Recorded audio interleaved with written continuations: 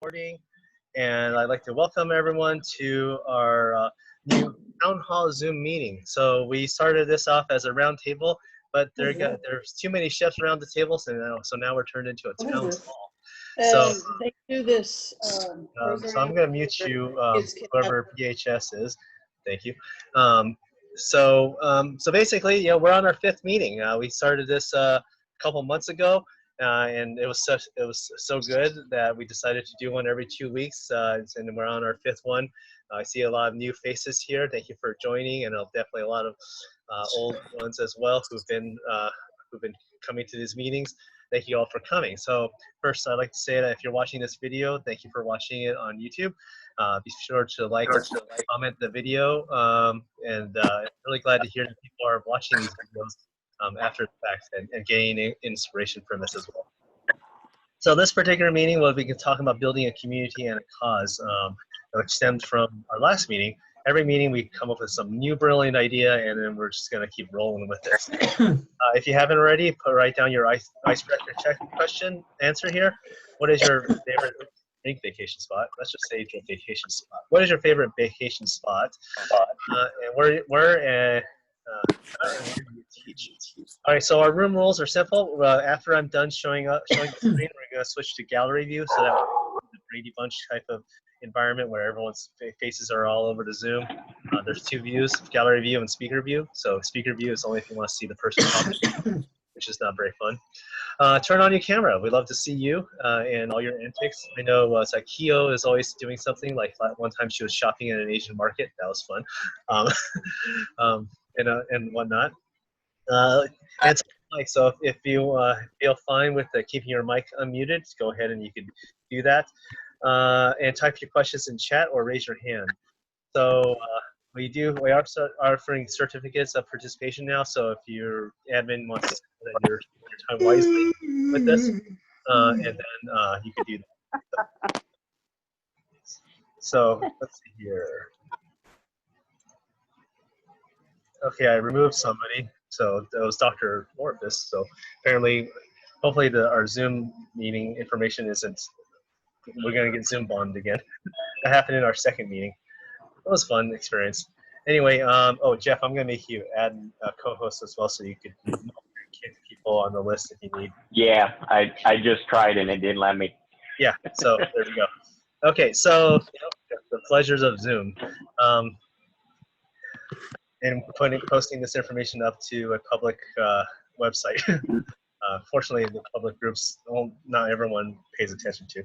Okay, so, and no request for demoing of KP. I know we have a lot of discussion about that, but that's not the purpose of this meeting.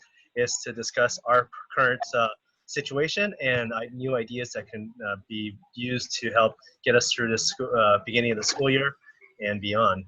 So just really quick here, just a quick recap of what happened in episode 1. It was our first meeting, and we talked about how to fundraise during a pandemic, and other ideas that came, which involved communities and involving people, communities, food bank, local farms, and everything like that. So from that, we went into our second episode, which dealt with the New Hope, which basically spoke about ideas that really bring inspiration to what we were facing coming forward.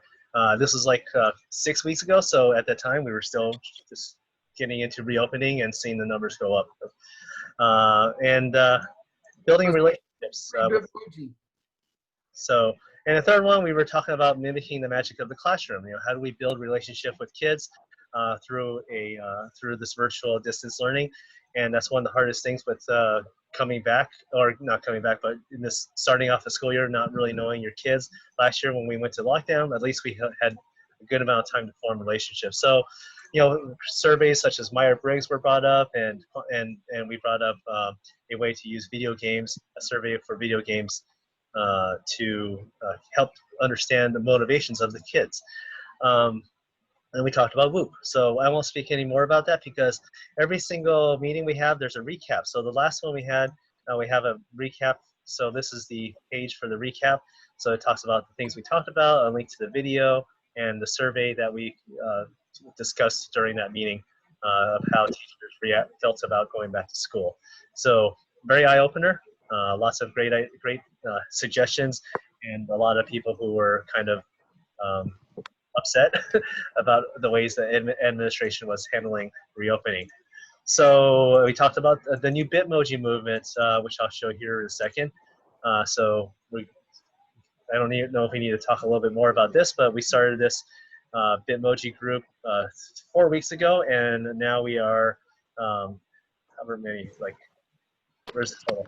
Almost 2,000 members strong. So lots of great ideas, inspirational lesson plans that were all put together. And Mike, this is one of your brainchilds, so can you just talk a little bit about what this purpose of it is, and why we want to have tons of teachers participate and create these lessons that can be shared by all?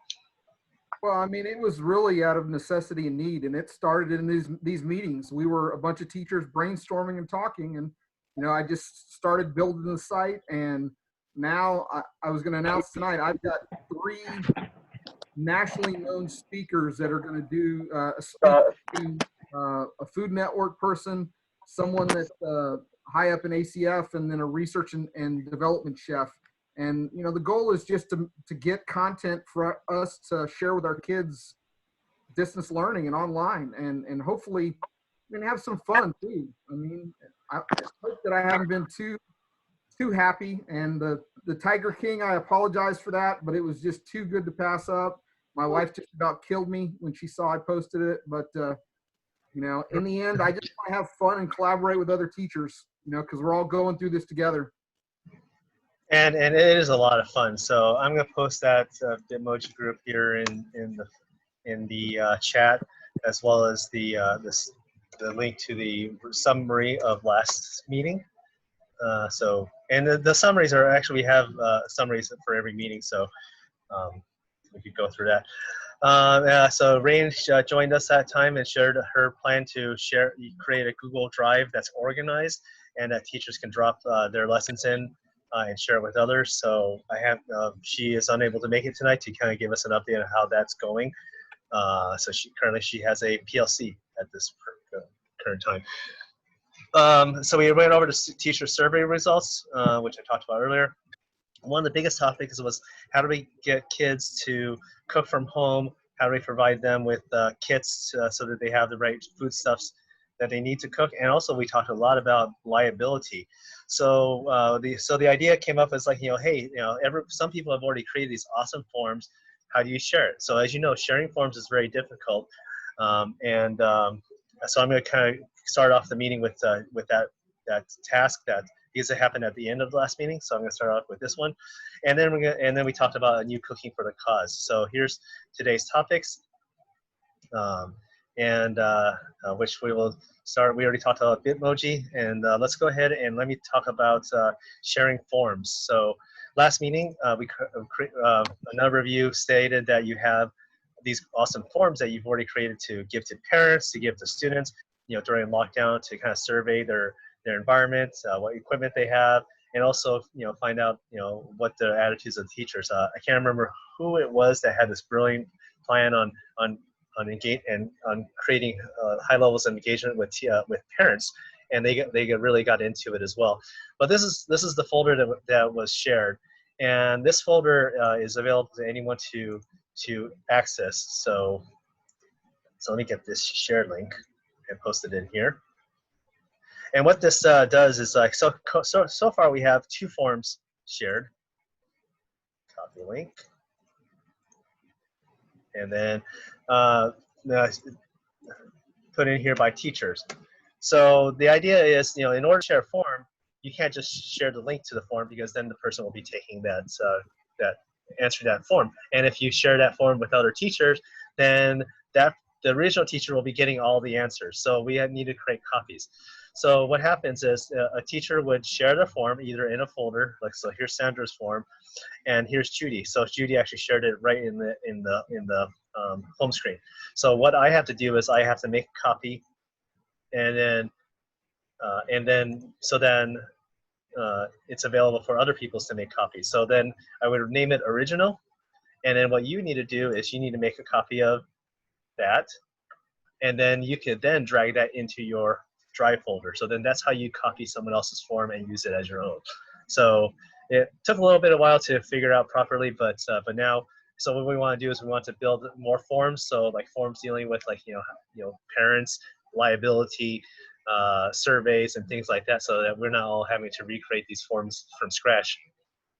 Kind of, just similar to Mike's idea with Bitmoji. So forms are a lot more difficult to share. So this is an easy way to do it. And there's a doc here that gives you instructions on how to share a form, which here we will see.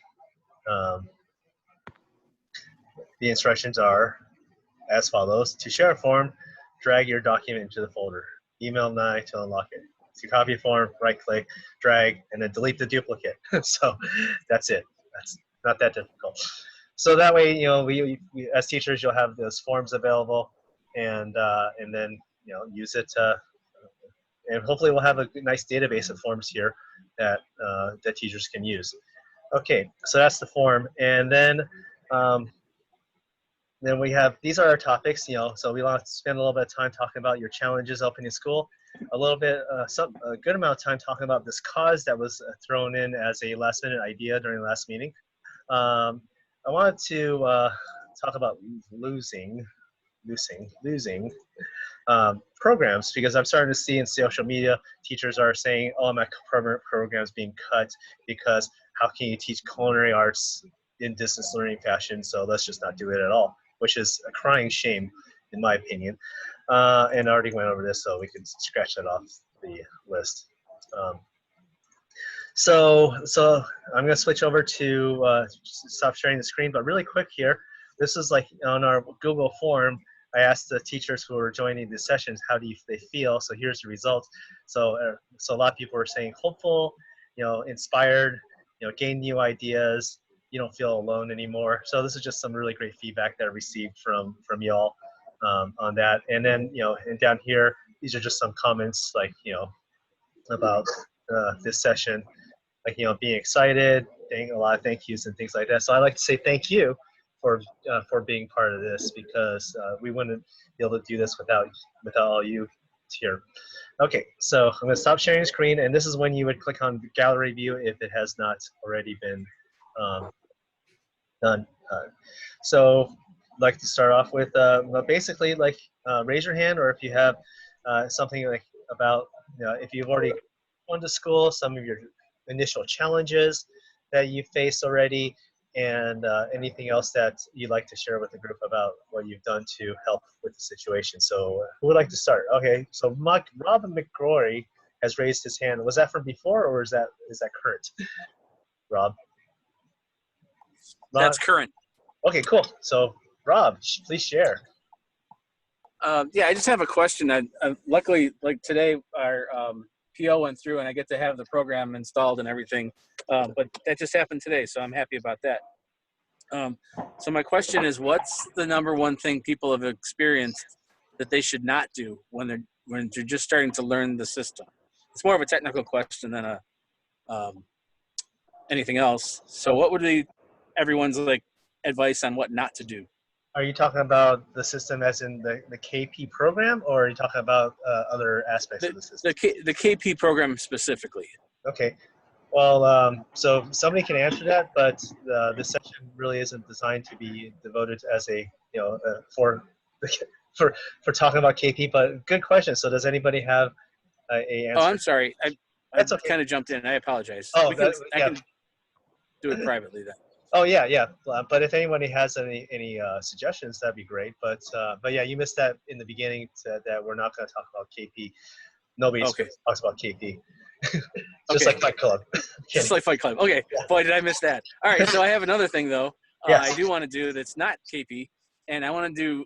I've set up some virtual field trips where I do a Zoom meeting with just a teacher or just a chef or an owner of a restaurant, and I have some questions. And I ask all the questions, and I record it on Zoom, and then I post it on Google Classroom, and the kids have to answer the questions that I asked. So they have to actually watch and follow along on like a virtual field trip. So that's what I'm coming up with so far. Great idea. So definitely something that would require them to pay attention to. So thanks for sharing that, Rob. And that's it. Cool. So that's what you've done so far. Anybody else? I know a lot of people have started school or have entered school but haven't had students. A few of you have started with students already. What is your current situation?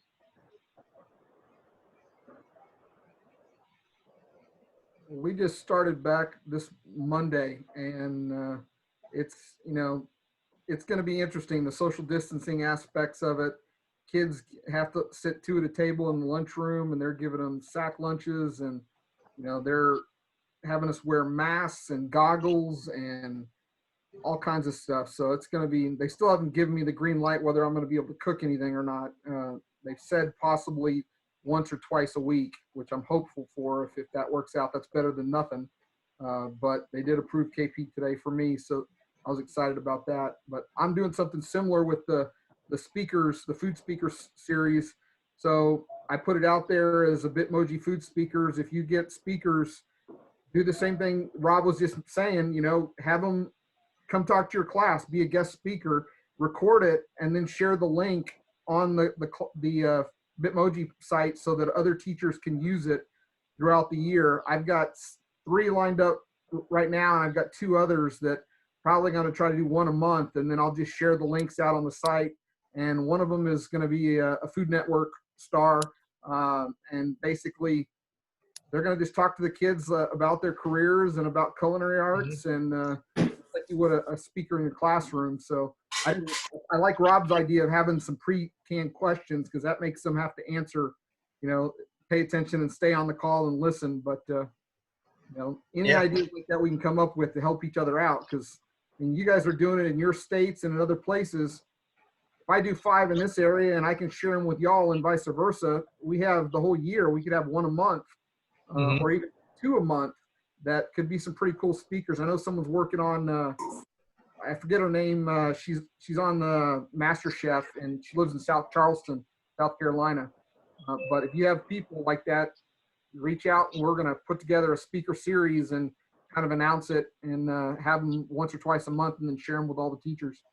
Yeah, Mike, that's great that you've been able to do that. I know that was an idea that we brought up in our first and second meeting or something like that, where, hey, how can we engage like local celebrities and get them to do something? So I guess the question is, like, you've done it. So what can you offer any tips to these teachers here as to how they can create that engagement?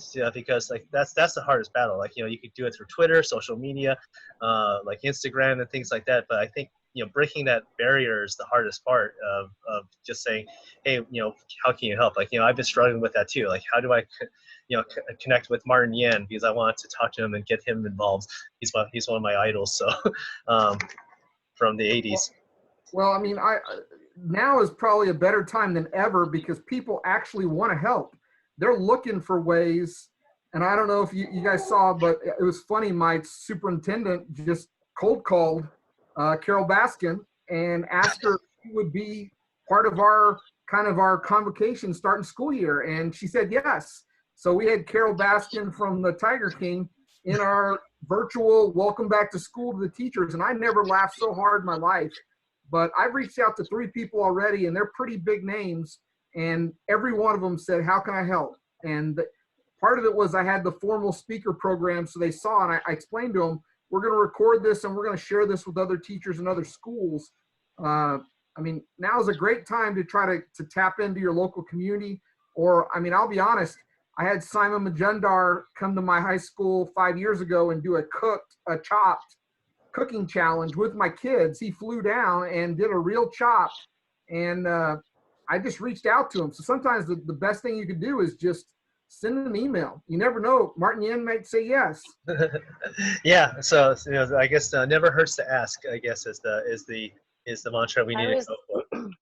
I was going to suggest, excuse me, just reaching out to ask, because I was on Food Network.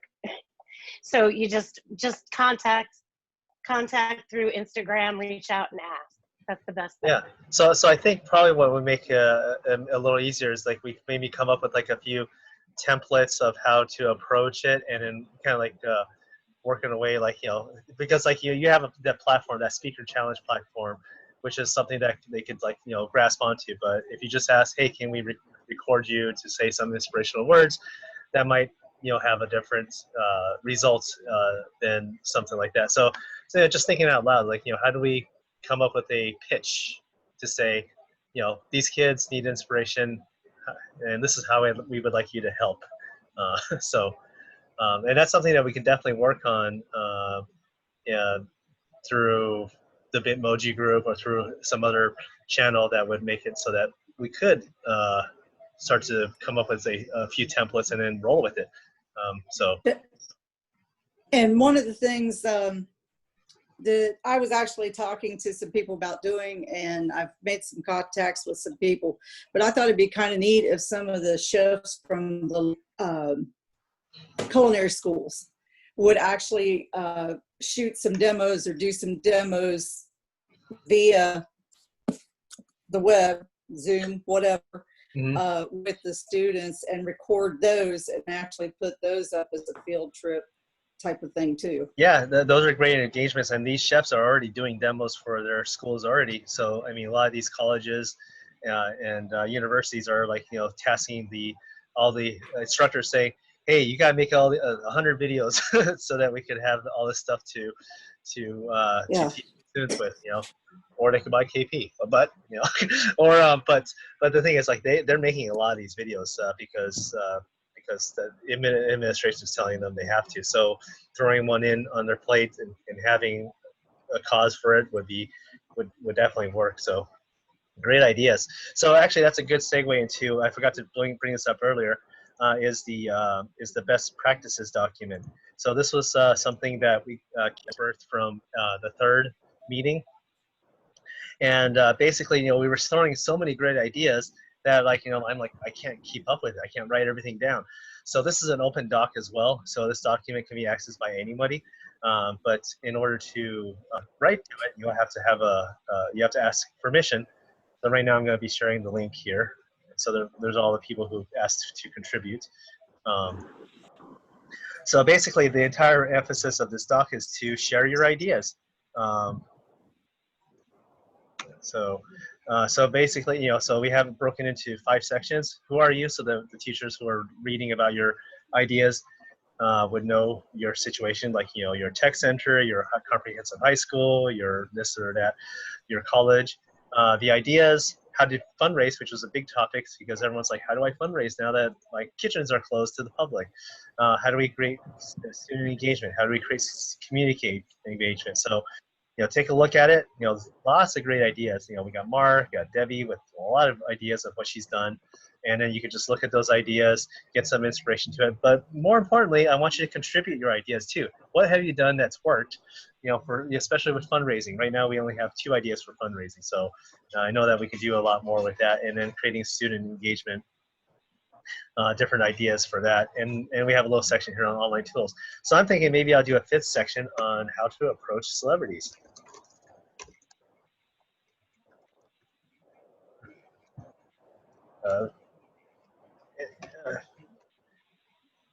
Computer is delayed. I've got another new idea, Nye. Yes, another new idea. Great. Should I share it with you now, or should I let other people chime in? Well, if you could hold on to it a little bit, let's let our people chime in, and then we'll get into our idea section a little later, if that's okay with you. I don't care, actually. Okay. So, all right. So that's that idea. So yeah, virtual field trips, engaging celebrities, local. I mean, even like restaurateurs who are really well known, like because I watch a lot of like daytime news programs where they're bringing on like these chefs and restaurateurs who are doing wonderful things to the community. And the whole entire idea is that, hey, if they could work with a school program, then that's community involvement as well. Yeah, sure, they're feeding nurses, or they're feeding frontline workers, or helping food insecurity. But let's work with the high school and get a high school program to be able to do that as well. Even better. So anybody else have a struggle or things that they're challenged with the first week of school?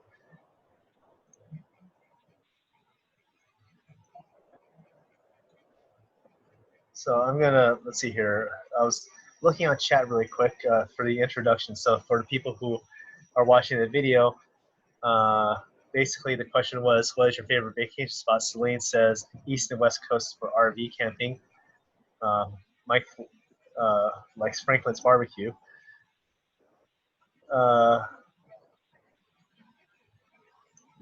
Favorite place, Fripp Island, South Carolina. Where the heck is Fripp Island, Lisa? Interesting. It's down actually close to Savannah, Georgia. It's about 40 miles from Oh, Savannah, cool. Georgia. It's at the cherry tip edge, and it is an island, but we had been across the bridge from that island and stayed several times. But this year we went and rented a place over there, and it's amazing. You have deer walking right up to you. You have alligators running around. You have all sorts of wildlife. It's beautiful. And water all the way around it. So there you go. All right. Well, if you're ever in South Carolina, be sure to hit up Fripp Island. Stephanie likes San Sebastian. So sounds like a beautiful place. And Lise, I'm sorry if I probably mispronouncing your name. Lisi, Jersey Shores, and love Aruba. Okay, well, can't complain about that. Yeah, it's pronounced Lisa, but nobody Lisa. ever says it correctly. Yeah. I know, like, people mispronounce Nye. Like, I just say Bill Nye the Science Guy. So, speaking of Aruba, I'm currently in my bungalow here in Aruba. I'm just kidding. I'm trying to pretend I'm not in Phoenix, Arizona. But our numbers are getting better now, so that's good. So, let's go ahead and so I'm going to jump into our next big topic, which was the topic of the cause.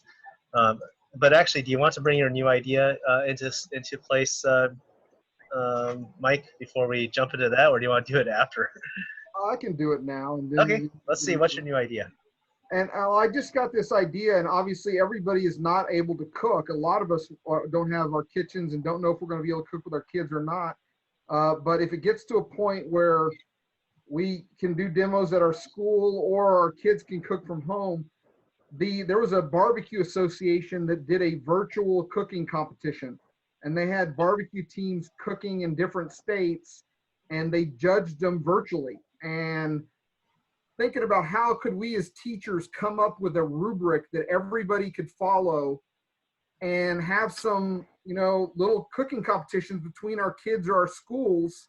Like I might compete against Lisa's kids, and we just get a group of kids at their house and a group of kids at our house in Texas and South Carolina, and say, you guys are going to cook a meal and do the plate presentation and present it. And then we're going to have some impartial judges that judge it based on, because we all know as culinary teachers, I got to the point when I was teaching college, I couldn't eat some of the food because we were tasting it egg day or bechamel or, hollandaise. And you could look at the dish and know if it was made well by the technique, whether they had the right amount of sear on it, whether, when you picked it up or cut it with a fork, the texture, the appearance, and, just doing it for fun. And maybe we even come up with an award or something digitally. I think our kids would enjoy it, because they like social media and they use Snapchat and some of these other platforms. We just got to figure out the vehicle to do it on. And I know some school districts would say no because it is social media, but if we figured out a way to do it. There, and actually that idea has been tossed around internally for doing a virtual competition with utilizing a certain framework. But yeah, that's a brilliant idea, Mike, because I think if we come up with that framework, that rubric, and then make it a fun and engaging exercise where, really it's competition, but not real competition. You're competing, but you're not worried about all these other things. It's another way to create that higher level of engagement. And I think something like that can be easily thrown together and executed in the next couple of months. So what is there? Yeah. Well, I was just going to add to that, and maybe it's something that we have a preliminary where they have to submit a video and maybe their signature dish, and we have somebody judge those to pick the top 20 or top whatever we get, and then we could have 25 kids from all over the United States cooking a dish at the same time and presenting it with certain criteria. I think it would be kind of cool. Yeah, absolutely. The cool thing is that I have some really good people who would back that, as far as people who are experienced in the competition arena from like FCCLA, Skills USA, and whatnot, and maybe and a little bit of ProStart as well.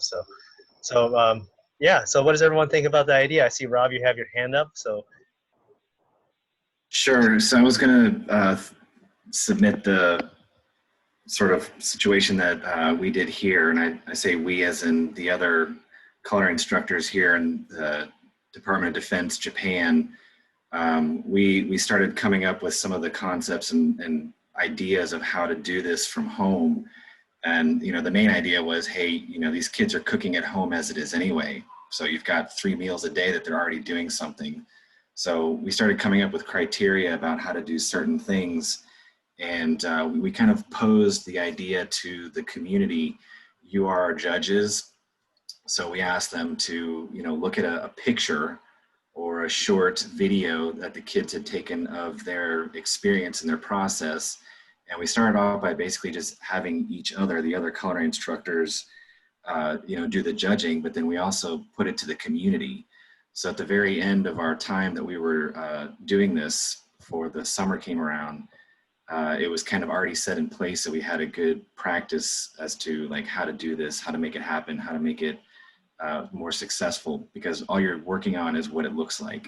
So we also put in top on there is like, how is that you make this an Instagram worthy image too? So you're looking at how it is that, you know, setting the stage for your product is as important as the product itself. So let's say you make a great product, but then now how are you setting it? How are you stylizing the picture?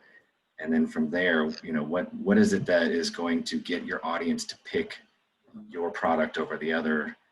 That were, you know, you got all these cookies and other various simple dishes that we had the kids making, you know, because you can only do so much at home by trying to, you know, teach them how to cook something. And, you know, very complex dishes are not something that they're going to be able to pull off successfully, you know, where they are, especially the newer kids. So we came up with some forums and some stuff, and we posted it on all of our social media, because the Department of Defense is really big on some of the Facebook pages. And so we had all of our community vote, and I had other classes vote, I had other teachers vote, and basically just kind of gathered all my information for the winning product from there. Rob, did you have a creativity category in the rubric, or?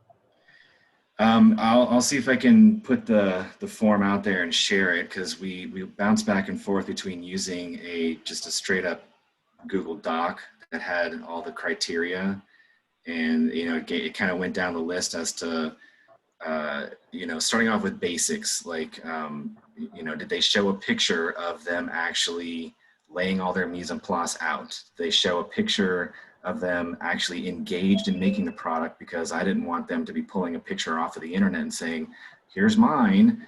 So some of the basic criteria was, I need you to actually give me proof that you did this. So they had to be involved in the pictures, and they had to show themselves doing it.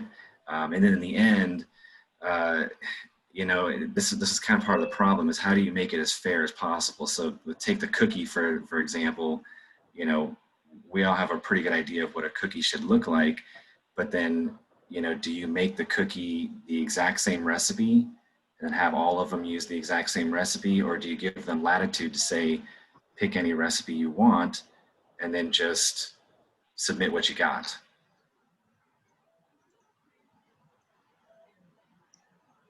On that, to just do it locally, like someone suggested earlier, have them bring their best cookie recipe and judge the cookies themselves, maybe from there. But then as you take it on and they go to compete outside of that, then you take it in and use one recipe and kind of decide who makes that better. I don't know. Just a thought. yeah, no, these are good ideas, and, you know, this is what starts it starts to percolate in our minds, and then we build something incredible from it. So anybody else like to weigh in, or add to this idea?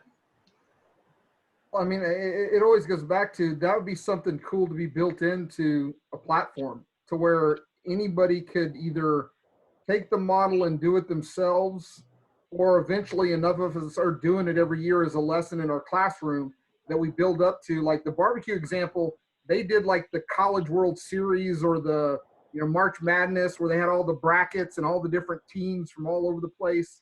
And then they eventually trickled up to, there was the top teams in the country that were getting to compete doing this. And if it's virtual, we can do it from now on, even after COVID. Yeah, exactly. Well, piggybacking off of that, I wasn't going to bring this up because we're still in the very preliminary stages of this, but I'm working with a few other people where we're putting together a virtual competition, but it's on entrepreneurship in culinary arts. So we've got some people. I've been working with Greg Beachy. I don't know if you've heard of him before, but basically the idea was that's an area that's lacking. ProStar's not doing it. Skills isn't doing it, unless if you talk about broader sense. DECA is kind of doing it, but they're doing it very differently. So the idea is to put together a entrepreneurship competition and have it be a nationwide thing. So I think a lot of the stuff that you're talking about, Mike, can either be paired with or piggyback, or even be an offset of that. But so I think this is a great start, and we're actually looking for people to be involved in basically spearheading that, being on the committee or whatever you want to call it, the intellectual group, the people who are doing stuff. So these are all things that right now it's been kind of like working in the background, but I think we're ready to bring that to light. So I think that's pretty exciting, actually, because it's something that can be easily done virtually and doesn't require travel or face-to-face, and and it can include a travel component, because obviously if somebody wants to show up, it's like the reward of hard work from each state or whatever region we want to think about. So cool. Anybody else like to add to that idea? Because I think that there's definitely a lot of potential with doing virtual competitions and coming at it in a very smart way. You can call it the lobster tank. Lobster tank. Okay, I like that. Totally roll with that. Okay, so I know we're going to come up with even more ideas as time goes on. It's like, if you can have an idea, raise your hand or shout out and proclaim it to the world. We're open to all crazy ideas. So just going through the list again. So Rob McDonald says he likes Mishawala. Oh no, that's not a vacation spot. You're just saying you are in Mishawala. Sorry. Nice. Yes. My raising the hand button wasn't working. Oh, we don't see you. Oh, there we go. I see your raised hand now. But you're a bit Okay. Don't see you. So go ahead. Comment on Mike's idea. Even before I'd seen on Facebook where culinary teachers would do like a cake wars or cake decorating wars or some kind of wars, and then they tell their kids they're going to post this on Facebook, and all these famous culinary teachers are going to vote. And then, you're supposed to scroll through the pictures and put which one you want first, second, third, or, just like one. And then the one that won was the one with the most likes. So I don't know if, what Mike's talking about is kind of along those same lines, only that's just one class, They were just doing that with one class. Mike's talking about different schools, I guess, competing together. Yeah, I mean, you can start out as definitely a classroom thing. Yeah, that would work. I mean, if it's cool, tell your kids all these famous culinary teachers are going to be,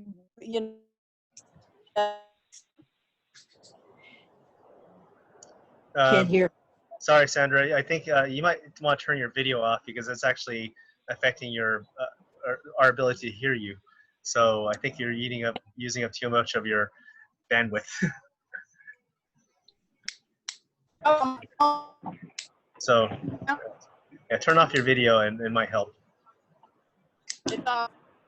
I know you're in a very rural area, so that's probably not helping. And it's raining. Oh. And it's raining. And rain. Okay, there we go. Two factors involved. Yeah. Um, Now, so, yes.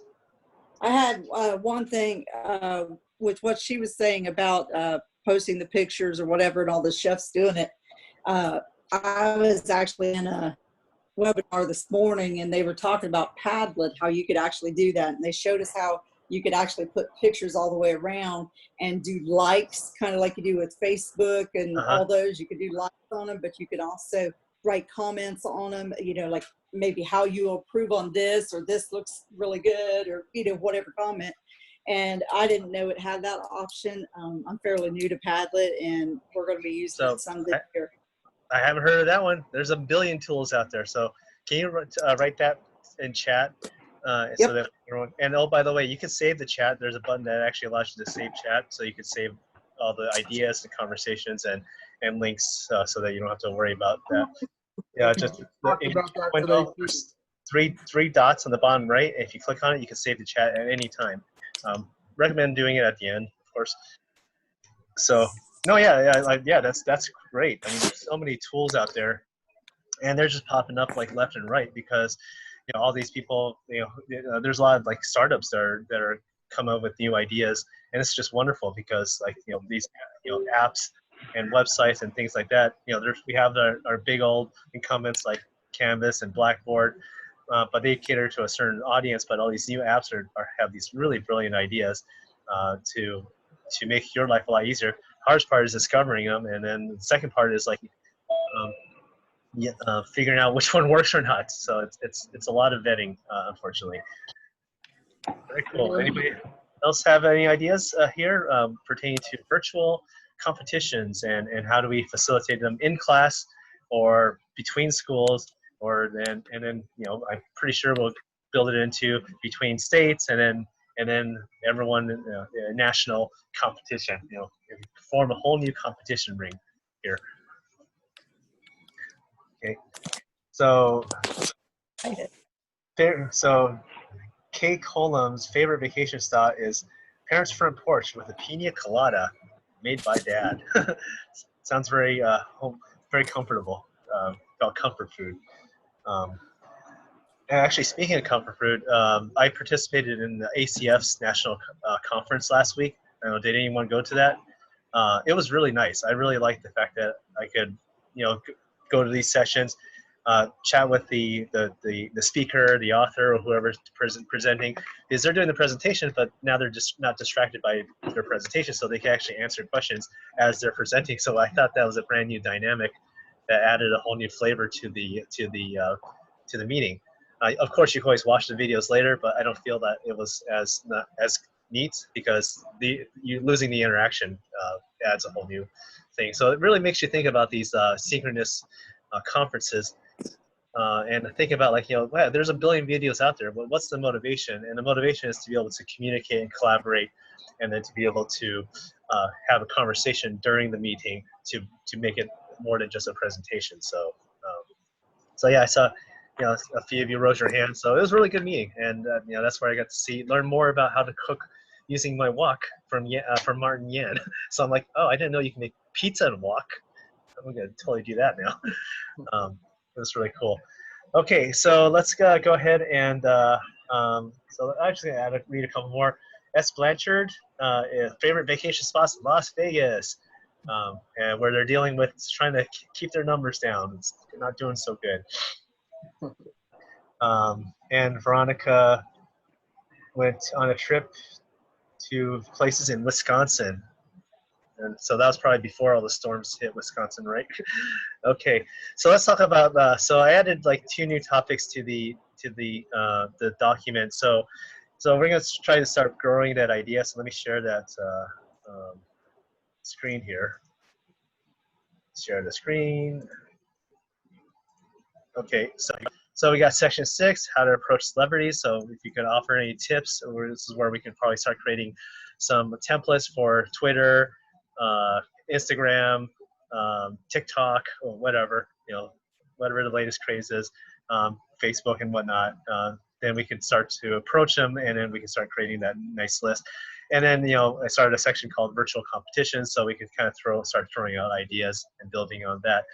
Okay, so now onto the main idea for today, the new cause. So this was thrown out at the very end of our 2-hour meeting 2 weeks ago, last one.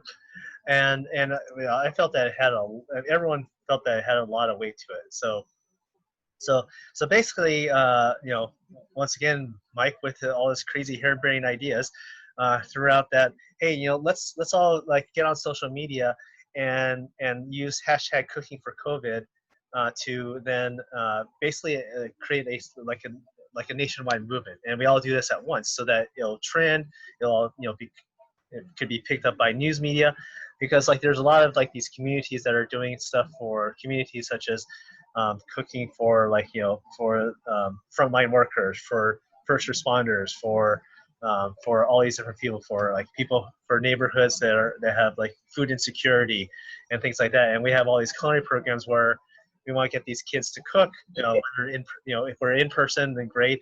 If we're not, then we can figure out a way to facilitate that. But the idea is to create this cause and that movement. So basically, from that, so the idea is if we were to create something like that, I'm gonna pop on here. We would actually create a whole new group or whatnot. So I'm opening up a website. So this is kind of like a mock-up of a website where we can start building a infrastructure, and the infrastructure would be for schools to sign up, and basically kind of and then for communities to sign up and create a way to link all these different assets. So of course you can communicate directly with your community. This is taking a while to load because I'm hosting this session and pulling up another website here. So waiting for it to load. There we go.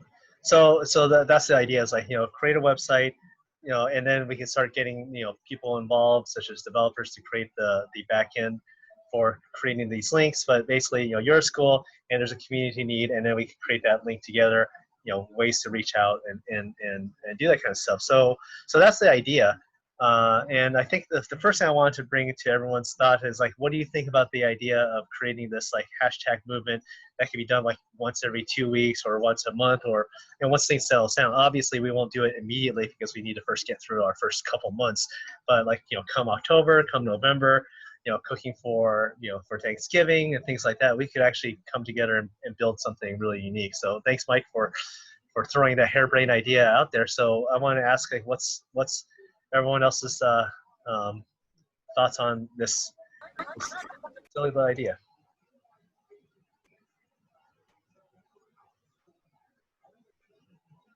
Anybody? Okay, so I guess I'll say something. Hi, everyone. So I saw that, and then I don't know if anyone knows about News ELA. There was a article about a chef, what she was doing. It was in France or Europe, I can't remember off the top of my head. She was making sourdough starters for her community and then giving the sourdough starters to her community because there was a bread shortage happening. Yeah, and actually there was somebody on Kelly and Ryan this morning, live with Kelly and Ryan, who he's been making bread every week, and the community gets together and he gives it for free, so which is amazing. But yeah, so those type of things. So I see those things on the news. I mean, and they get featured, and lots of goodwill happens and things like that. So just to that sourdough starter, that's something very simple and very easy to replicate, because once you get it going, it just keeps going. And cost of flour is relatively inexpensive. You buy them by the truckload. So great, Nicole. Thanks for sharing that. That's a practical application of what people are doing. Anybody else? What do you think about the idea, and should we pursue it? And would you be willing to be on board with something like this? I definitely love the idea, and I'd definitely be on board. Great. As I told you last week, we're in a relatively poor community anyway, but it would be a chance. I'm trying to teach those students how to give back to their community, how community becomes so much more valuable when you're contributing to it. And this would, to me, would just take it to that level. Yeah, that's what I was thinking of. It was going to be my community project for my skills team. Yeah, it could totally tie into CSOs, so or SROs. So those projects can definitely be integrated because that's what they all do. Like FCCLA has tons of community action projects that could be tied into it, and who knows, could also be a partnership with FCCLA and Skills USA as an idea. Well, and there's nothing to say that these events can't be I mean, for me, I'm going to do it as an FCCLA event anyways. And I just got asked to do patriotic cookies for a patriotic celebration. And they made sure and told everybody there's no politics, there's no Trump flags, there's no nothing. It's American flags, or in our community, it's Christian flags, or they even said Betsy Ross flags. And everybody's just going to come out and for 2 hours basically come together patriotically, and we're going to make cookies, and that could be something that everybody in the country could do, and just make sure, I know it could get political, but we could say, hey, if the community's behind it, we're going to do a patriotic day just like we do, they're doing it on September 11th. So since a lot of stuff is changing and they're not going to do all the events for September 11th, they just want to honor those people that served and lost their lives and that kind of thing. Okay. Oh, I wonder where that sound was coming from. Sorry, that was my niece. Okay, that was funny. Okay, I thought I was saying Mike. I'm like, yeah, that's Mike speaking, right? No, yeah. I mean, so yeah, it'll definitely tie into what we're already doing, but then creating this umbrella which will have a larger presence. So that's the idea,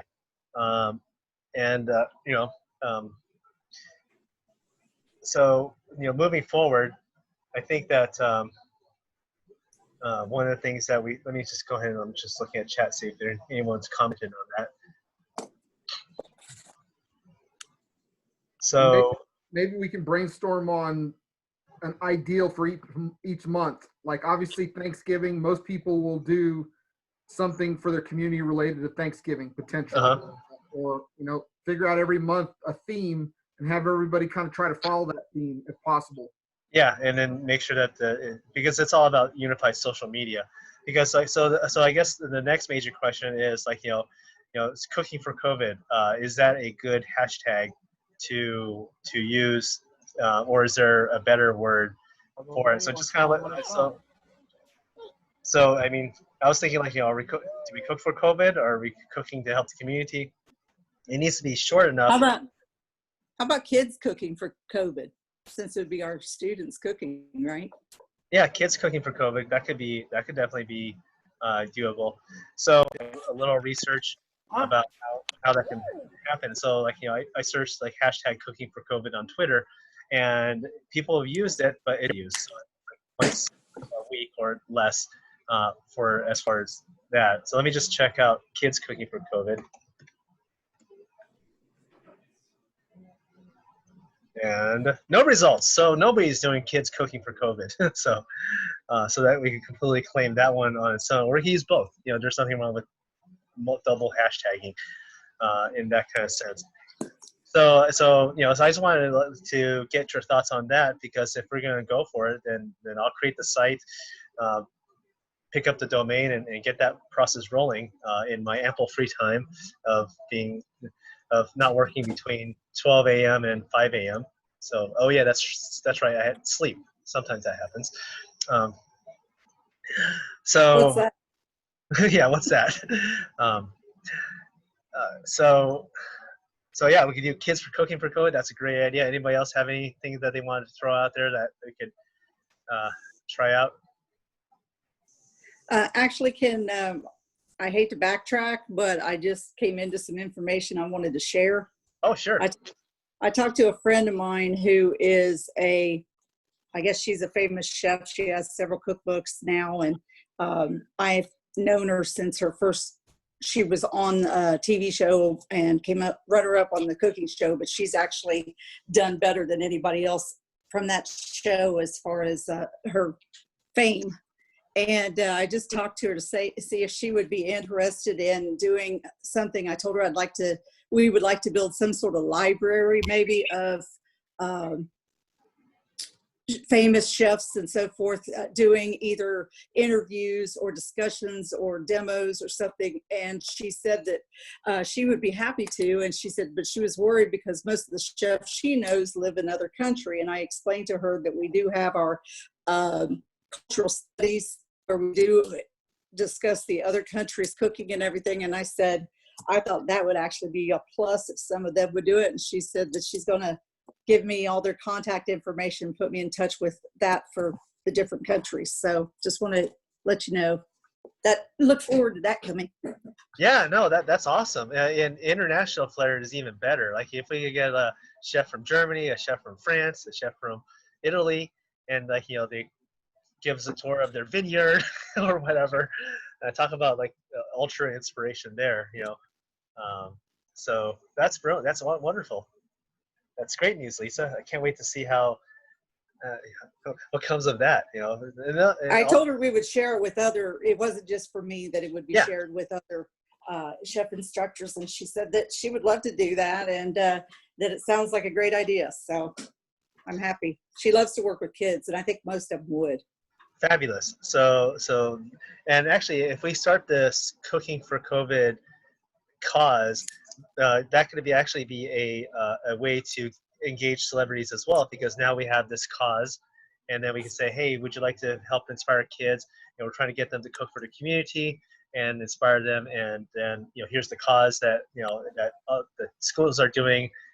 How can you, you know, so that kind of frames it into a larger picture rather than, you know, I mean, obviously, it's great that they're doing it for you, but then they could go, okay, you know, this is not just you, but it's also for all the teachers who are involved in that type of thing, or kids cooking for COVID, or students cooking for COVID.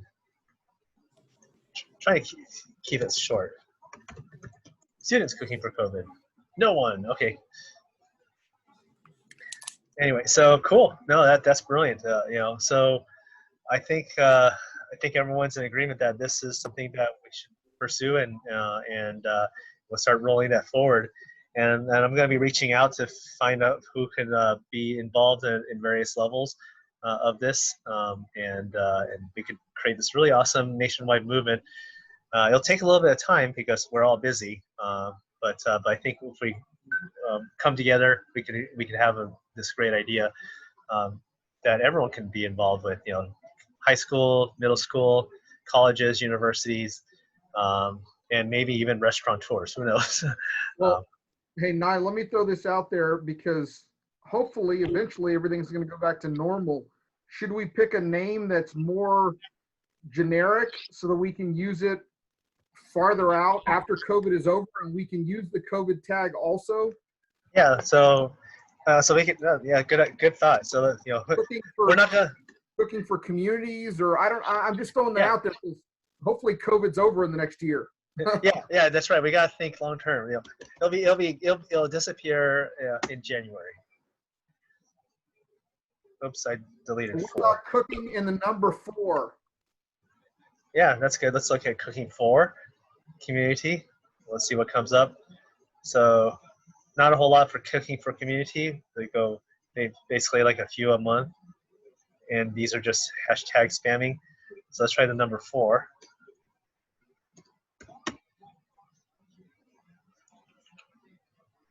Only 2 entries cooking for community.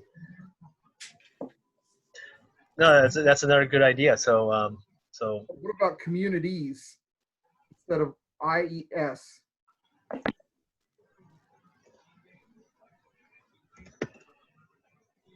Well, obviously that won't have it. So let's just go to 4. Okay. All right, we got 1 entry from 2013. Students serving, I was trying to think, it was something besides communities to use an S for.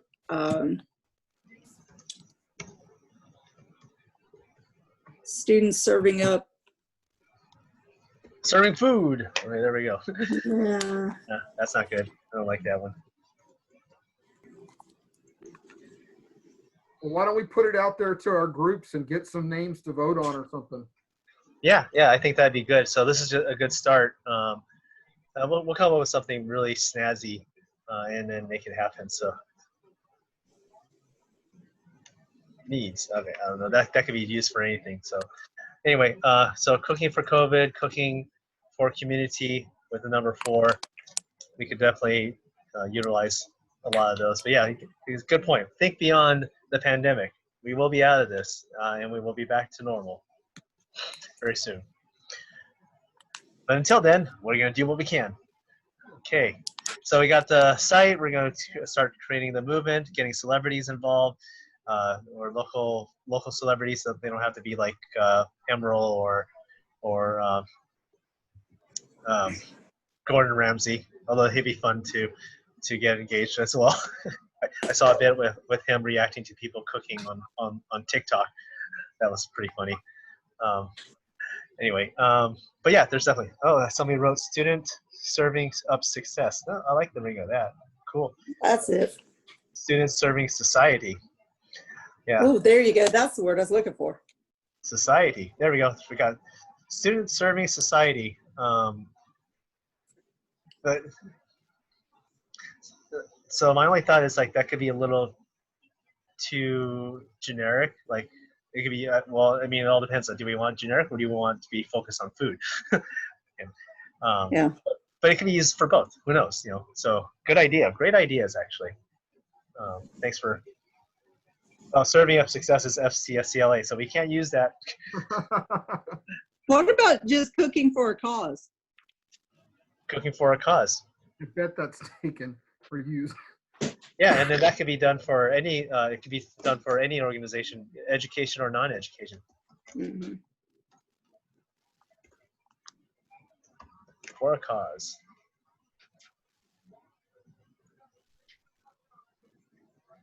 Six hours ago, baking bread. Hey, I wonder if it's August, July. Some not widely used. Oh, there's somebody using it for feeding Hope together. So it's a food bank.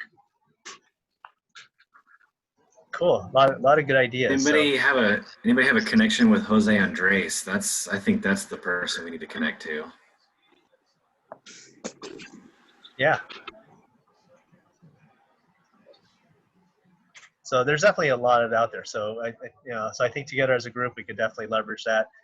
So it'll help your programs, help your students explore community service, hopefully get some celebrities inspiration, and then go from there.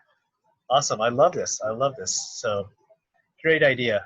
So going back to if there's anything else that we'd like to speak about that, raise your hand because I'm going to move on to the next troubling topic, which was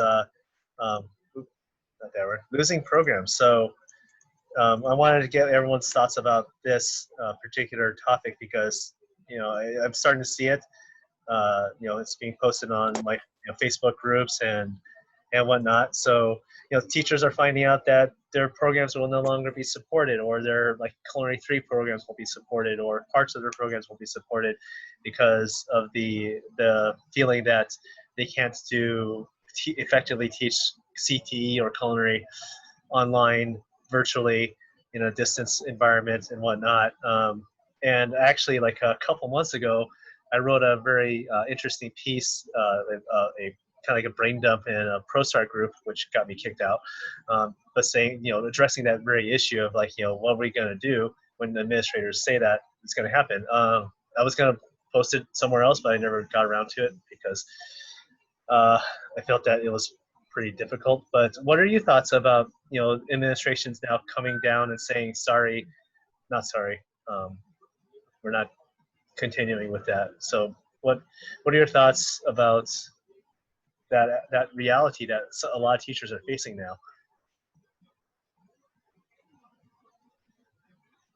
I tell you, my first thought, I was kind of worried about that because mine being a new program and not having the kitchen and all that kind of stuff, I kind of had that like, oh no, they're going to get me right away. But I will tell you that doing the Bitmoji and trying to make my program about 90% using KP and some other resources, trying to make this pretty much virtual. The only thing not virtual is labs, and even being able to do labs if you do the kits and send those out. I just felt like that made me more marketable to go somewhere else, because right now there's a lot of virtual schools out there. And I know that, I think it's every state, I know it's our state has a thing where you have to have so many like CTE or skill type credits before you could graduate. And so I think introducing something like this into some of those private schools or some of the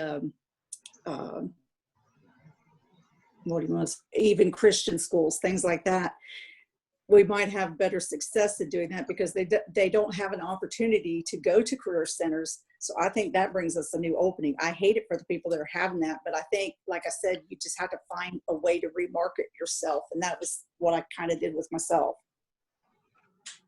Oh, that's interesting. So how much marketing did you have to reach out to basically prove your relevance in that particular sense? One thing, I'm lucky that I've known my boss for a long time. I worked with her at another school before she was a boss. So I really didn't have to do that. And she's able to sell it with, because I've been doing some things in the past that kind of given me a reputation. But I didn't really, I was worried about it, but I was needlessly worried about it. She covered me and I've been able to do everything. But like I said, I just felt like that was one thing I needed to do for me. And I kind of feel like that if we don't come up with ways like that, we kind of lose our edge on it. Mm-hmm. And so that's why I'm glad to see the Bitmojis and all those things, and like your curriculum, combining it with what we're already doing to make it so that it's available to everybody. I mean, you certainly market, and I know we don't want to stay on KP, but KP's marketed in a way, and it's designed in a way we can use it the way we want to, but you are putting it in the hands of instructors at a price that is reasonable for everybody. And it's not one of those, I mean, some places you could go and pay $10,000 for a program, and that's ridiculous. And your program has more than most of those put together, and you're doing it at an efficient price. And I think that makes you marketable, and that's what I'm saying. It allows us to be marketable too, mm-hmm. to take all those assets and take them on and use them to our best ability to make us marketable. Yeah, so you know, basically you're taking all of the things that are available and really bringing like a higher level of relevance, and by producing I guess higher levels of rigor, because and improving that, utilizing the various resources that are out there, like, you know, Bitmoji, KP curriculum, and whatnot. So yeah, that's a great testimony. So anybody else like have to think about this particular event or address it in any way? Because, you know, for me, like, you know, it's silly, you know, that they would be cutting this particular thing. The way I see it is like, you know, there's restaurants, you know, they're suffering, but they still have cooks in the kitchen. Front of the house is you know, affected, but back of the house is still running pretty hot and heavy. So especially like I've seen that, like especially in the rural or suburban communities, like since everyone's vacating the cities, you know, those mom and pop shops are seeing a upswing in their takeout business. So, and you know, you gotta have people who know how to cook, and that's a higher level skill, in my opinion. Does anybody know of any higher ed programs that are doing this? I know Escoffier in Austin was doing distance remote learning for a little while, and I believe the CIA in San Antonio was doing it as well, only because I know people there. Yeah, all these schools have always offered online programs, but it's more for the post-secondary market. getting just like any online school. But I mean, for us to be able to connect and engage with them in a way that is mimicked and similar, so that way, if our students do wind up matriculating to a higher education environment, then there's that familiarity. They already know how things are working, where they're cooking at home, yet they're not actually in a classroom or in a learning kitchen. And I'm thinking that this is an opportunity to start looking at the apprenticeship more deeply, because now we have businesses, like you said, that are actually going to continue to maintain business. So our students can actually do all of their hands-on education in maybe a kitchen that would allow them. I know the 18-year-olds, 19-year-olds can do it, but the kids that are under 18, that's going to be a much bigger challenge to do. Yeah, that's always been a challenge. But actually, I think we have a few teachers here who talked about how they engaged the kids with cooking during lockdown and had success. So I would not underestimate those kids' abilities at home. So very true. So yeah, I don't know who else is doing that. I know that here in Arizona, Scottsdale Community College has been doing an online culinary program since 2006 successfully. So it's a 2-year college degree, and they've been doing online completely. They have their in-person classes, but they also have their online classes, and it's pretty popular because they get a culinary degree, 2 years. They have to take all these other online courses as well, but it seems to been working really well, and we've basically been a partner with Scottsdale Community College here, facilitating that all these years. So I know it can be done because it's being done and it's successful. I mean, actually, I have like probably a dozen students who went through the program and it ended up teaching, and then they're like, oh wait, I used this when I was a student. So it's come full circle. It's I've been doing this for so long that the students who use my program are now teachers. It's pretty neat, actually. So I know this is a hard topic, but does anyone else have any thoughts on that? Because I've just I just this past week saw like a few people who posted about this, and I'm like, oh gosh, this is happening, and what can we do to stop it? Right, so with Lisa, what you said, like incorporating Bitmoji, finding all these different assets definitely help a lot as far as building relevance into your programs. So, and I think that's the biggest thing is like how do you market it and the effort that you have to put in to make it happen. So we can't just coast by on what we've done in the past. I know they questioned me about purchasing KP, and well, why do I need that? I finally got you books. Why do I need this too? And why do you need 2 curriculums? And I said it basically they go hand in hand. They complement each other. But when you say marketing and making it happen, one of the things that I was thinking of is if you can tell them a problem that you have, but also provide the solution to that problem, that has helped me out a lot. And that's kind of what I did with this. I kind of let her know up front before any of this started. If people started saying anything about losing their jobs, that was one of the first things I and a couple of my friends had talked about, that they might do away with this. And so we immediately started saying, okay, we want to save them costs, but we also want them to understand we're valuable. So what do we need to do? And that's why I was having them do this and keeping her in the loop all the time of what I've been trying to design and pick up for the school year, so that she knew, and that way it gave her ammunition to go to the board if they would say anything to her. That's kind of why I was doing that. I see. Yeah, very good, very good. Well, I don't know how it is in other states, but it seems like over the last 3 or 4 years, the buzzword of data and metrics has gotten louder and louder as far as in CTE and culinary, where, we don't really have a lot of things that track data or metrics other than grades, but they're wanting to see more benchmarks and more. I mean, they're looking at it through the lens of core and standardized testing and some of these other things out there. and trying to slowly trickle that down to culinary, which is kind of the opposite of that. We're more hands-on than test taking.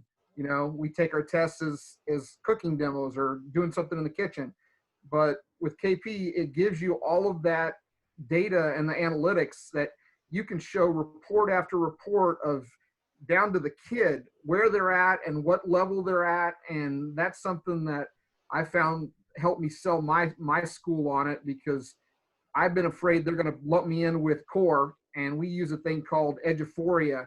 And they've been talking about having us put our tests, our written tests, into Eduphoria so they can start tracking them that way. And it's just a lot more work, and it's not really that great of a tool for what we do as CTE vocational educators. So I was just wondering if anybody else has similar issues or sees that as a trend.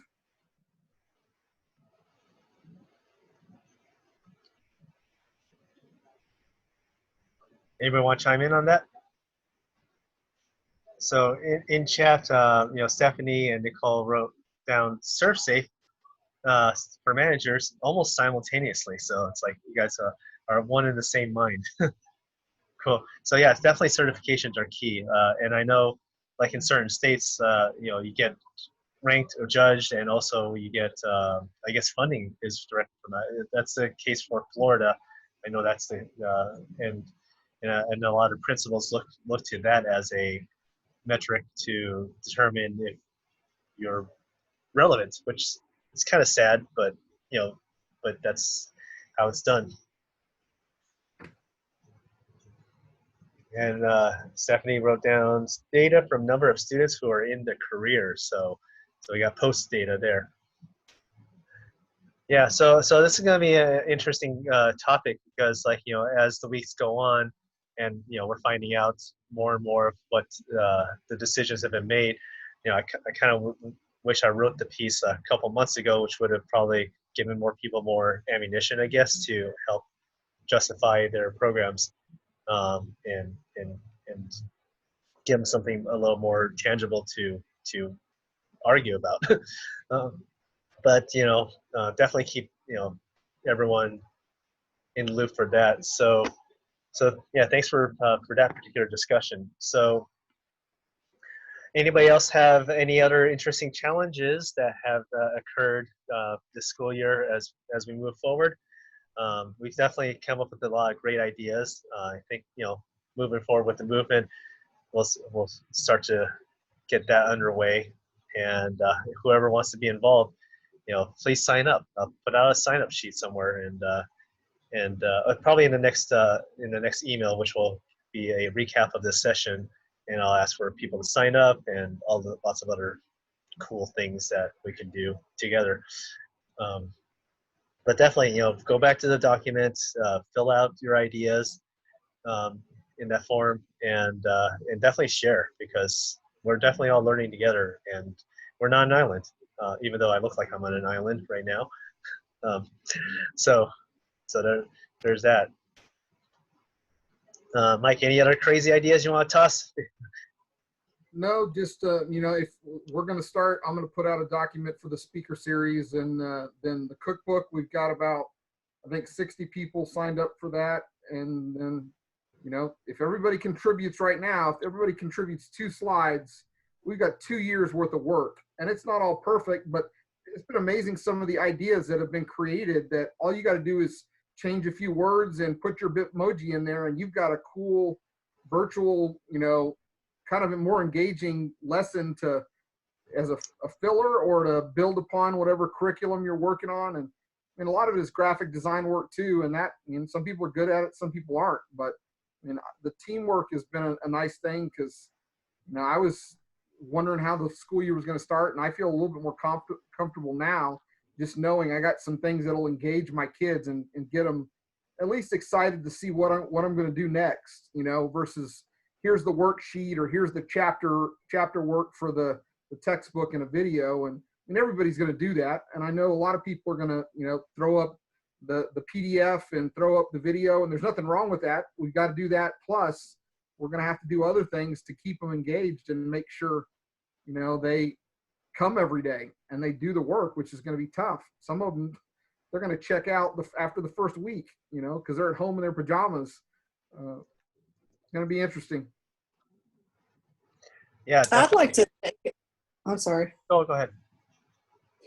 I wanted to kind of, I've been thinking about something a lot today. I've been attending, as I know most of you have, all these webinars and training sessions and everything online on Zoom and whatever. And we get all these great resources. It's kind of going, we have an education and business summit here every summer for all the teachers in the state. I don't know if I'll do similar things in other states, but it's like you get this whole wealth of information, but it applies to all teachers and not specifically. And I think that's why I like the Bitmoji site and everything. It's people using what I need and how are we using it type of things. And what I was thinking about today is maybe another Facebook page. I mean, we're going to have a ton of them by the time this is over, but just something more on the technical side as far as what are you using and how are you using it type of thing. And so that we can incorporate it into Bitmoji atmosphere, that sort of thing, links and so forth. Like I was learning about Nearpod today, and I already told you about Padlet and some other things. But I mean, I've heard these and I've seen them before, but I'd already forgotten everything I learned before when I came into it today. So, but it didn't apply to me because it wasn't culinary arts instructors until we did a breakout group. And then there were 3 of us in the group. So I think we need something that is, okay, there's all these resources out here, but what really works for culinary? Mm-hmm. What are you using that really works? What sort of,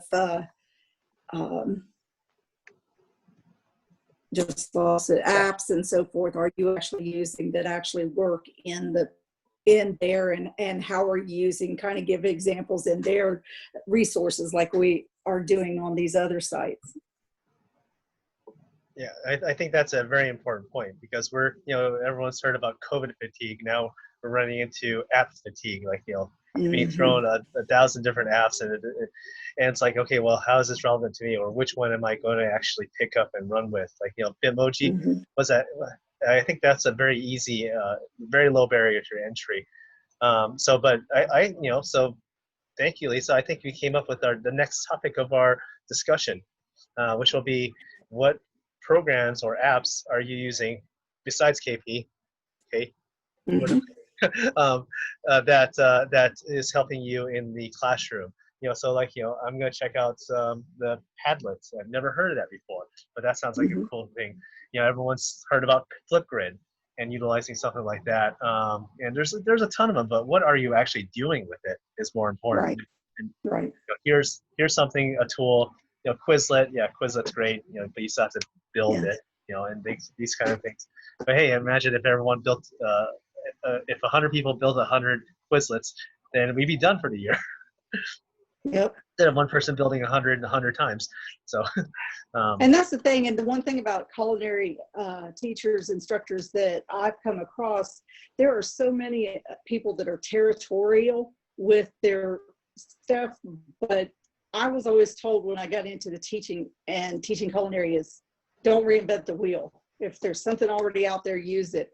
And I think that we as culinary instructors tend to be more okay with that than some other areas of studies. But I think it's great, because if you think about it, you go into a high school, you've got English teachers, and there's 5, 6, 7 teachers teaching English, so they can all collaborate and work together to make these things up. A lot of us are just working by ourselves, and we don't have that collaboration. There might not be anybody else for 50 miles or more. So we got Zoom. We do now. Yeah. Yep. So that was something that I was even considering, was setting up like a weekly teacher Zoom workshop. So it's not really to discuss stuff, but just to get together and work on something. Yeah. And I don't know how effective that would be, because. Well, I think almost all of you virtual on Fridays. I know a lot of schools are. I didn't know if other states, a lot of you are as well. But I thought that might be a great time if we're virtual. I know we have like half a day can be used for training and another half could be used to deal with our students, catching them up and things like that. So Yeah, that's a good point, is trying to find a good day to meet. Like, we've determined that evenings are better because during the day you're working.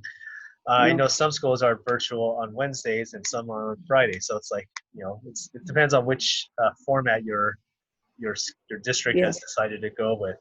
Well, the only problem with this time frame is we're over at 9 Eastern time, and I pretty much have to be in bed at 9 because I have an hour drive to work each way, to and from work, and so I have to get up really early to be at work by 7. So it's a little fun and a little challenging. I have to pretty much go to bed as soon as I'm done talking to y'all. Yeah, well, thanks for being here. Yeah, and that's always been a challenge. Like, we got East Coast, we got West Coast, and where do we find the happy medium? Because if we do it, I'm not complaining. I'm here, and I enjoy this far more than I enjoy most of the things I've been sitting through. So very true that, I don't want to be in your shoes sitting for PLC. And So along that same topic is, what if we pick a platform? Because I just learned about the Padlet or Padlet today as well. And Quizlet's been around for a long time, but if we pick a platform and then we somehow come up with a template of every culinary textbook has the same chapters. It's probably 80%. You could go through and you could label them. Your second year, third year. That's included. And use that as a basis for, okay, we're going to, as a group, everybody's going to build one lesson using Flipgrid. But you're going to do it on this chapter topic, and then we'll all share it. So at the end of the year, we've got 50 Flipgrids or 50 Quizlets. When you're a singleton and you're all by yourself and you're doing professional development with health science teachers or sewing teachers, nothing against FCS, but some of it just doesn't relate when you're trying to focus on developing your program. Yeah, no, I totally agree. So basically, we would have a weekly assignment, like, this week build a Flipgrid, this week build a Padlet, this week build something, and then everyone comes together with what they've done and how they've done it, and it's completely related to culinary arts, so that it could be applied everywhere. So but we want to assign it so that not everybody's doing the same thing. So when we come back, we've got 20 or 30 different versions. Exactly. So, and we could even collaborate, like a couple of people that work on, maybe they work on the 2 units together or something like that. So it's not all consuming, but you're getting different ideas in the same thing, in the same presentation, I guess. Yeah, that's great. So another wonderful tool chest to add to the entire group. So, I guess what do we want to focus on first? What's something that somebody's already using that we could share with other people pretty easily and get everyone else involved? I mean, I know Flipgrid is a very popular one. Edpuzzle. Edpuzzle. Yep. Edpuzzle is another one. I used to use that all the time too, way back when, but I've forgotten how to use all of it, and it's come up again in my trainings this summer. So pick one. I'm not well versed because I don't use them very often, but I know about them. I've sat through numerous boring sessions about, here's 20 tools that you can use in your classroom, but only one's going to apply to you. In summer sessions, so don't need another Google Classroom session. So I know. So somebody mentioned Kahoot. Yeah, Kahoot's been around for a while, and that's pretty easy to build stuff in. So the other requirement is, like, whatever is built, it needs to be also very easily shareable. So, like, if it's something that requires a login that you can't share to other teachers, then that eliminates or if there's a way to build a way to make it easy for other people to do it, then that could be true too. But I know that there's some that allow for public sharing. I think Quizlet allows for public sharing, so that's very important. Well, why don't we add an agenda item for every meeting from now on that somebody presents on a new app related to a culinary content or topic. Shows how to use it. And maybe give 10 minutes to teach people how to use it. Sounds like a good plan. So, Bitmoji, there's still people asking how to use Bitmoji, and there's so many YouTube videos and resources out there. I can't answer. I finally put out the thing that the Teacher Craze site did. It's like a 2-page document of everything you can do with Bitmoji that you could spend probably months learning new stuff. Yeah. But break it down into chunks. Yeah, that's a challenge. We're trying to drink out of a fire hose all at once. So, Leonie, okay. Sorry if I'm completely destroying your name. She says, like, whenever we do make something, if we're really good at it, make a screencastify of that. So, so just to add to the repertoire of resources that helps out. Of course, that is an app you have to learn how to use in order to make it. True. Well, actually, screencastify, I mean, it's a very powerful tool, but if you just want to do screen recording, Zoom, you could just do a Zoom session and just hit record, and you can just record your screen using Zoom, and that's free. So I've done that before. Where instead of using a presentation software like Camtasia or something like that, or I just go, okay, I'm just gonna record a Zoom session because it actually also puts my face in the corner, so I don't have to worry about editing my face into a video as well. So just do a Zoom session and then hit record and do your whatever you do on the screen and talk through it. So very easy to do. Hey, we'll teach us how to do that next meeting. You hit the record button. But as a host, you have to host your own session. So you're talking to yourself, which I do quite often. Okay, wonderful. Well, this has been a really inspiring session. I mean, we've thrown out probably another dozen brilliant ideas. And so in the beginning of in episode 1, we had like two great ideas, and then every week after that, we've been exponentially adding on top of that. So so it's been a great inspiration to me. I hope it's been a great inspiration to you all.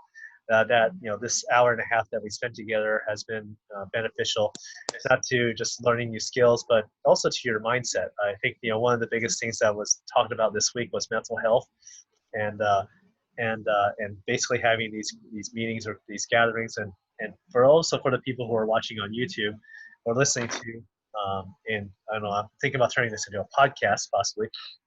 That this has been an inspiration as well, just listening to teachers talk and ramble on. So does anyone else like to have any parting ideas that we could throw into the mix?